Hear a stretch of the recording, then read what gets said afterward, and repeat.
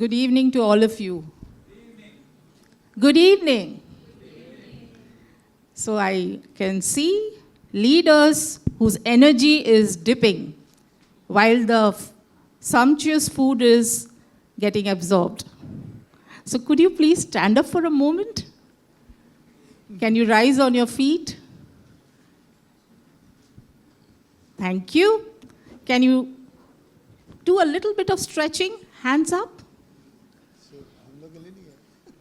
And down. And sideways. Turn behind and look at the person behind. Come back. Thank you. Have a seat. I'm very privileged to be with such distinguished leaders here, sustainability leaders. And let me introduce you to our distinguished panel members. And they will do their own introduction. They are the best people to do it. So could you please introduce yourself, Mr. Chaudhary and Mr. Kadam? Hello, very good afternoon to one and all. Myself Anil Chaudhary, I am Chief General Manager at Energy Efficiency Services Limited, which is a Government of India Ministry of Power organization, and our mandate is to implement energy efficiencies throughout India, basically. I will just explain a bit to create the interest of everyone that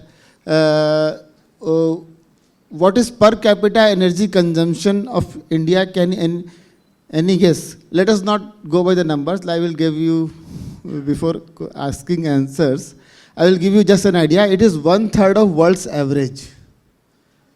What does it mean? Per capita energy consumption of India is 1/3 of world's average.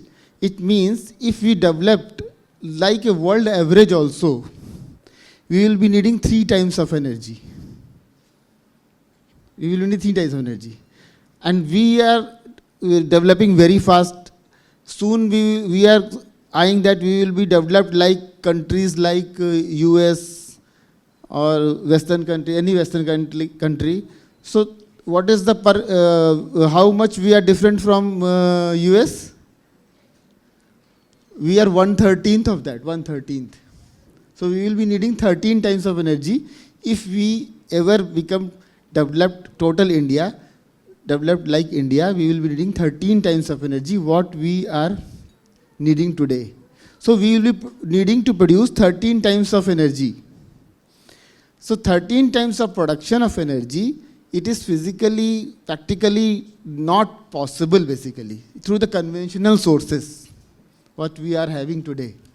So we will have to deploy some other kinds of efficient measures, conservations, these various kinds of measures, and that is what we are looking into. That is what our mandate in Government of India is, and that is what we are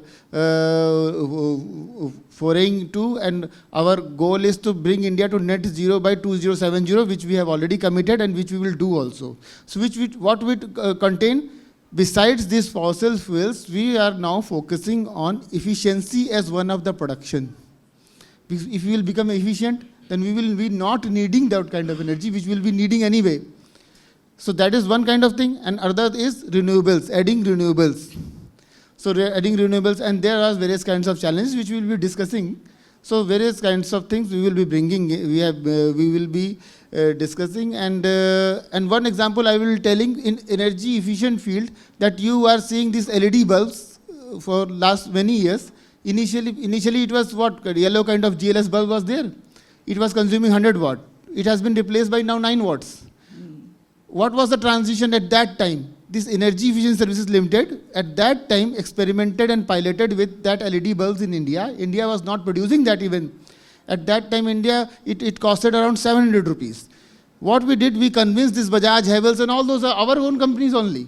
They were not ready to have the production line for that, because they were not aware that they were scared that there will be no takers for that. Wow, Mr. Chaudhary, that's a lovely introduction. We'll continue with this discussion, and a lot of questions are coming to you, and we'll be glad to hear you. Thank you for your wonderful expertise. I will complete. Okay. I will complete. So that is what happened at that time? We convinced that entire fraternity of industrial fraternity that we are going to scale it up. As the Government of India organization, we are going to scale it up. We ordered for 34 lakhs of bulbs, and in the next 4 years, we ordered for 34 crores of bulbs. We distributed those bulbs, and in entire India got producing it. All the manufacturers got interested, and the prices came down to 70 rupees. Now it is 70 rupees. That's great work. We have done in all the fields, be it brushless DC fan, and whether it is super efficient AC and everything. So we are focusing on anything. We are technology agnostic. Now we have ventured thinking of renewable energy also, and that we will be discussing in the forum also. Yeah, we would love to hear that. I know we will be rushing, because she is a hard task person. No, that was just the introduction. Thank you. And you can imagine how much he has to speak and the kind of wisdom he brings to the table. So I would like Mr. Kadam to introduce yourself, and keep it short and sweet if you don't mind. Yes, myself is Vinayak Kadam. I am basically from company called Best Power Equipment, BPE. We are OEM manufacturer for battery energy storage system, UPS system, lithium-ion batteries. So we are Indian manufacturer, make in India solutions. We are having factories that is in Greater Noida. And we are 25 years old company. We are working in all sectors. So today, thank you very much for this organizer for giving this opportunity where we can introduce ourselves as a Make in India brand, and we are exporting to more than 20 countries. So thank you very much, organizer, and for everybody, thank you so much. Thank you, Mr. Kadam. Looking forward to the discussion.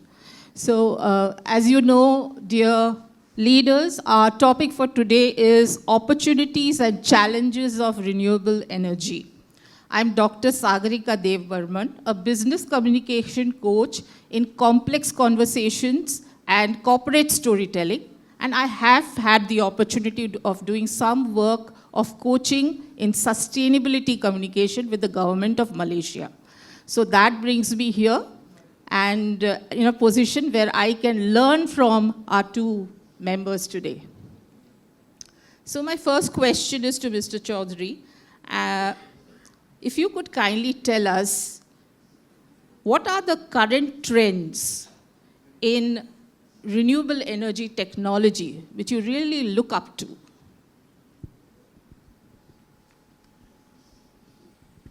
Renewable energy is basically a very vast field, and any non-conventional field is renewable energy. It has started from the hydro power, and in this hydropower we have installed from the initial days. Then wind power is there. Then and this solar power everybody is seeing nowadays. So solar power is dominating those forces. So renewable energy, as we have already discussed, just I have told in my so-called long introduction that renewable energy is one of the major force which will be going to cater to India's demand. So this wind power, solar power is going to, and this tidal and geothermal energy also will be coming into the factors while we will be going to the renewable energy field. And India is already going because conventional field we have committed that we will be our non-conventional production will be 50% of the conventional. The total energy requirement will be 50%. Will be met through the renewable energy. That is what our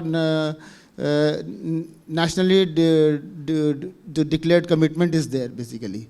So we have already achieved that before our target, and we are continuing to go for that. So we are very much optimistic, and we are very much on track also for the renewable energy. Well, thank you, Mr. Chaudhary. I have another question for Mr. Kadam. We have heard about the current trends in renewable energy technology from Mr. Chaudhary. The question I want to pose you is, what are the challenges of storing this renewable energy? Yeah, that's great question. See, everybody is running behind renewable energy, but nobody is thinking about storage.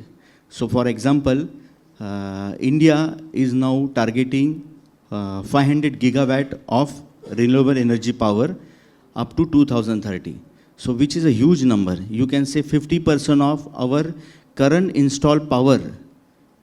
So, this amount is crossing that figure. So, renewable energy, I can say renewable energy storage, it is very much mandatory. So, with a small example, maybe renewable energy is like money. So, we have this money, okay, but once we do not have this money, that time we need it most. So, renewable energy, it is same like that. Whenever we need it, we want that with our hand. So, for that, I'm not aware about money, but I'm aware about the solution for this renewable energy storage. So, we are having solution called BESS, which is Battery Energy Storage System. So, this renewable energy, it will be generated either from wind or from solar, and it will be stored in terms of battery charging, and it will be utilized whenever it is required, dependent on our requirement. So, for example, if you generate from a solar, so basically solar power, it will be active when sun is out. So, once sun is not there during evening time, and that time you need this energy. So, from where you will get this energy? For that, you need this energy to be stored somewhere. For example, for wind, same thing.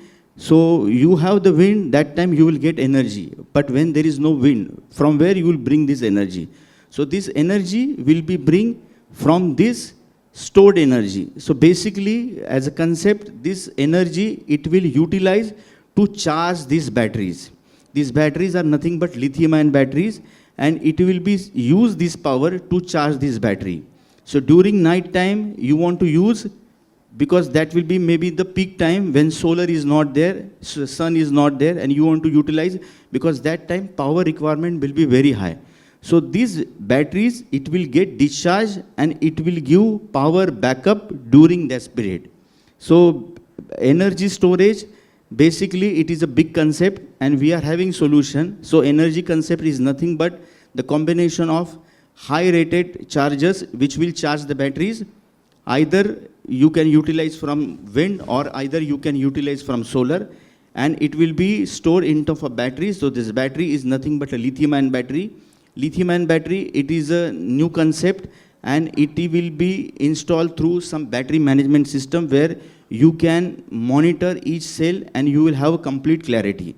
This lithium-ion battery is nothing but 4,000 cycles, some batteries are 6,000 cycles, some batteries are 8,000 cycles. So basically you can utilize this battery. For example, if you use one cycle daily also, discharge this battery, you can use one cycle. So you can definitely, you can use this energy for 10 years, 15 years or 20 years.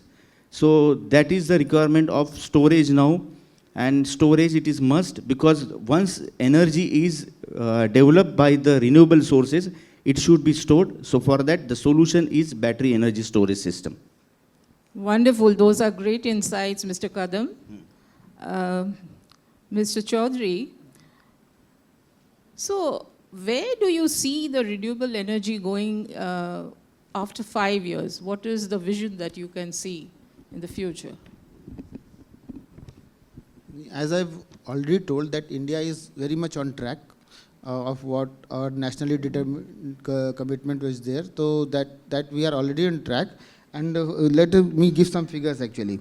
That India has added already 52.5 gigawatt, and which this total 52.5 and 39.7 gigawatt is this from the renewable energy. And in the last year, basically 25 to 26 till January I am talking. So it is 52.5 gigawatt, in which 39.7 is gigawatt is through renewables. Only 76% renewables is there. So that kind of trajectory we are having. So total the total sigma becomes 263 gigawatt of renewable energy, and this is excluding hydro, and which is very much dominated by solar basically. Solar is very much in this 263 gigawatt.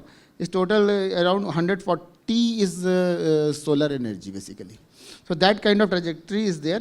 And by the 50% of non-fossil we have already achieved in 2025, which is, and 500 gigawatt non-fossil fuel will be by 2030. So talking about the futuristic thing, the 500 gigawatt will be our production in the renewable sector. So much investment is going to come here. So it's a very good opportunity for the investment also, for the industries also, for the startups also. I'm actually basically mentor to the startup and incubation center at IIT Kanpur also. So I am finding very much startups which are going for these kinds of renewable production, storages, because storage is one of the very big challenge, as he has already told. Because when you will be producing these renewable, India's trajectory is to produce 500 gigawatt by 2030. So what will be happening then? You have to use those, because energy, you either use it or store it somewhere. Just you cannot be lying anywhere. So and when it is getting produced at the same simultaneous time, there might not be the usage, which is generally happening. Solar is getting produced in the daytime when the peak demand is not there, maybe not there. So when the peak demand is there, so some storage will be required. So storage will come into the picture, grid resilience will come into the picture. Various kinds of engineering scenarios will change when this 500 gigawatt of production by 2030 will be achieved. And in annual investment of 25 to 30 billion US dollar will be coming. So that kind of opportunities India is going to see in the next few years, 5 years you can say. And this is a tremendous opportunity. And one more thing, that hydrogen as a fuel is being considered as a very potent fuel. It will again need, if it has to be green, it will again need 125 gigawatt of renewable energy. So if you use hydrogen as a fuel, it will again, and to make it green, so you will be needing this 125 gigawatt. To make electric vehicles green, electric vehicles are there, various kinds of hypes are there that electric vehicles are cleaner, but when they will be getting energy from the thermal power based plant, they will not be green. So they will be also needing these renewable energy. So that kind of requirement of renewable energy is there in that near future, and we are sure that 500 gigawatt target we will be achieving by 2031. That is the case. That's great, Mr. Chaudhary. You have given us a lot of data, and you have interpreted the data for us and what it would mean in the future. If you may kindly summarize 3 very important points without the data, just 3 points to tell us the vision you see after 5 years, it would be great for us. Actually, after 5 years, India will have to go for very efficient technologies in all the fields. First thing. First, energy conservation should be the means of production of energy. The first thing is that. So all our appliances and everything has to be efficient. That is the first thing, because in energy pyramid, first thing comes the conservation and energy efficiency. If you are not efficient and you are producing energy only and using it, that loses its meaning. So that is the first thing. Then second one is going for the renewables. And the renewables will be area dependent, where the solar is there, solar will be coming. And when then this wind power is there, wind power should be harnessed. And then you have to take the life cycle of the entire project, including their decommissioning also. Means that this will be the thing that when the life cycle is 25 years, let's say, then the solar panels will be discarded, what to do for those waste, how to recycle it, how to get into the circular economy of those things. So these kind of challenges will be there, and we have to plan it when we are planning for the projects. When we will terribly fail if we will plan for the project only for the installation thing. So we will have to, these kinds of, when all kinds of stakeholders are there, I want to urge to all that whenever you plan the project, have a public-private partnership or whatever kind of arrangement, that then you must think of the entire project in the entire life cycle, have some various good the buyers beforehand, and then when the decommissioning is there, what kind of best practices of decommissioning is there, that must be there. For example, wind power is there, that propellers and the wind blades, what we will do after 25 years. So those kind of things are to be planned when we are planning the projects. So that kind of challenges are going to come, and that are known. So when it will be coming after 25 years, let's say, so if somebody is surprised on those days, it means they have done fault today. So those kinds of things are to be kept in mind when we are going for such a big challenge for the future to come. Okay, that's great, Mr. Chaudhary. So, Mr. Kadam, this question is for you. What are the different ways to handle the challenges of increasing the air quality index? See, the air quality index, this is a bigger subject. And I think there are some people, they from maybe Delhi, they knows what is this air quality index, because there is a serious impact on the environment because of air quality index, because of the pollutions. And now government is very serious on this air quality index issue. So if you see air quality index, if you want to get control, we need to implement some serious action to be taken. So for example, now recently, there is a grab issued by the Delhi government for various things. One of the major impact is you cannot use a diesel generator set until it is a mission critical application. So mission critical application means hospitals and airports and all, which excluded. Apart from that, if you want to use a diesel generator set, it is having major impact, because study said the major contribution for the pollution, one of the aspect is air quality index impact, that is a diesel generator set. So what we recommended as a expert, as a manufacturer, we are having certain solution which you can replace this diesel generator set with a battery energy storage system. Basically, this battery energy storage system, instead of diesel, they use the batteries. You can charge these batteries from solar, or you can charge from electricity, and you can discharge whenever it is required. So to avoid this pollution impact, to control air quality index, there are certain actions, because we are all from the society, and finally we need to give it to society as an return to the society. This is called, we are calling CSR. So this is a CSR we are giving in terms of environment. I think we should take serious steps to control the generator sets, to not to use much generator sets, and to use alternative for these diesel generator sets.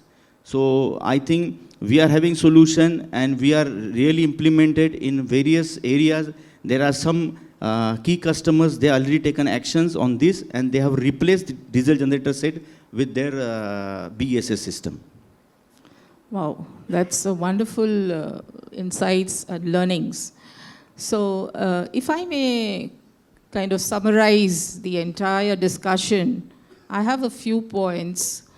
Firstly, India needs manifold power, around 13 times of its present power.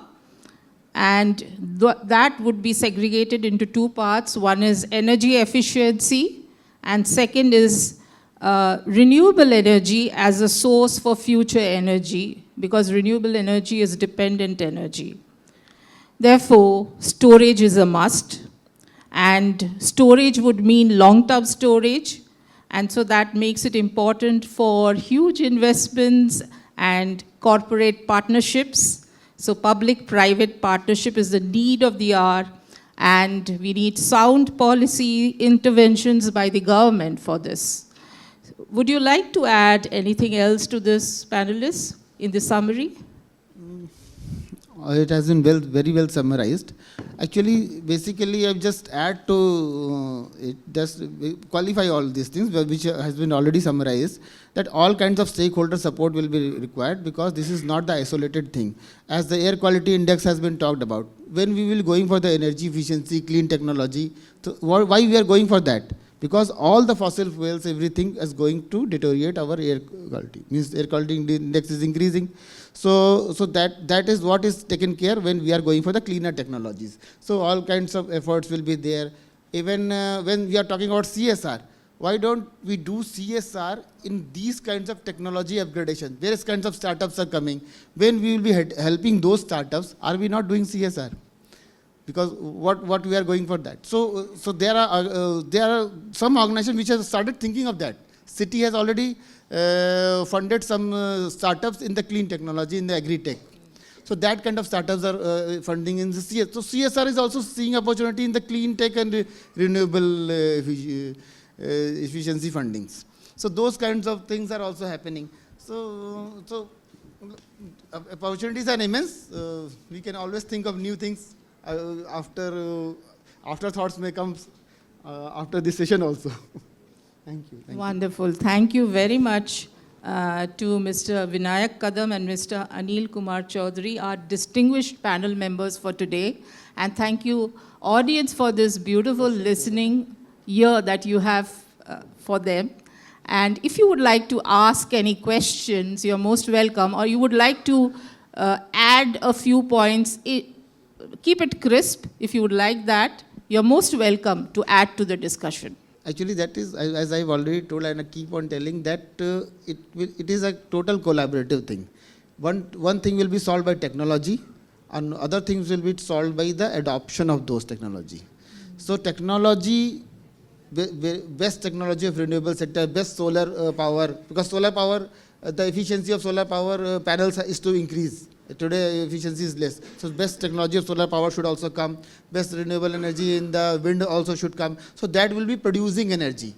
But the consumer should be also knowing that they have to use it very wisely, very efficiently. So their campaign helps. Yes. So they should be knowing how much they are saving, and they will not they will be saving by the two things. One is think of the environment and the future generation.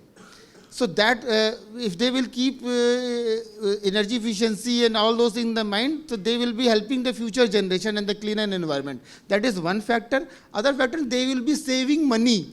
This will instantly hit them. Instantly hit them. USP, that is the USP. So instantly hit them, saving money. So energy efficient appliances should be so affordable. So there is a challenge. Because if you go for the energy efficiency, 5-star AC, then again the price will be there.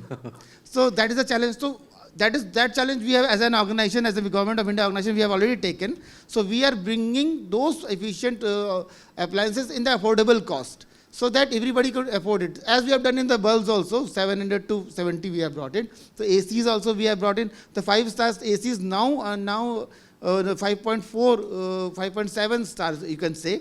That kind of ACs are coming in the rate of around 4 stars. So that kind of ranges have been brought in. So everything, efficiency has been being brought in, and the demand side management program is being run by that Discom, which is to be very much popularized, in which and the demand response program will be also coming. The topic is very large, basically, this thing. The demand response, in which the consumers will be incentivized to use the power in the off-peak period. That kind of thing is going to come. And that multi-tier tariff will be coming, which has already been introduced in the industry. So that kind of thing has been done. So those kinds of programs will be also coming in the future. Thank you. Thank you. Any additions, Mr. Kadam? Would you like to add something? I just want to add one simple thing. See, we have the energy, and tomorrow we need to give it to our children, this energy. See, whatever our father did, okay, that is now we are utilizing. So how you can give it to your children? By saving or by creating. So by saving, we have to be more efficient, and we need to find out alternative way how you can save energy. We need to save energy. We need to find out alternative ways. And these ways, finally, it will give boost to your business. I will give small example. We are implementing some energy solutions for one of our customer in Pune. In Pune, in a normal unit rate in the daytime, and in the evening time, it is a different. So we have customer who implemented this our BSS solution. What they are doing, they are utilizing these batteries in Pune 6 to 10. In the evening 6 to 10, unit rates are double. In morning, it's half. So what people are doing, they are using this BSS, and they will discharge these batteries from 6 to 10. So 10 o'clock, it will be normal, and they will get the energy through this battery discharge. 10 o'clock, the normal power will come, And what they are doing, they're charging these batteries when morning time solar power will come. So where people are paying double unit rate, some customers, they have taken initiative, why to pay double? I will make some investment and I will make energy saving in terms, I will not pay a single rupees for during those 6 to 10. So this is what they implemented, and it is, I think, everybody's responsibility. We should take some little initiative, either renewable energy, either storage, or in terms of all energy saving. Otherwise, tomorrow, our kids will be, I think, hampered on us, seriously, because it is a time to think and we need to do something, proactive action. I will just rephrase one thing, that whatever energy we are using today, we are borrowing from our children. True, That we very can- true, very true. So that ends our discussion. Thank you very much, dear audience and dear panel members. Thank you so much. Thank you very much. Thank you. Really, thank you. Sorry.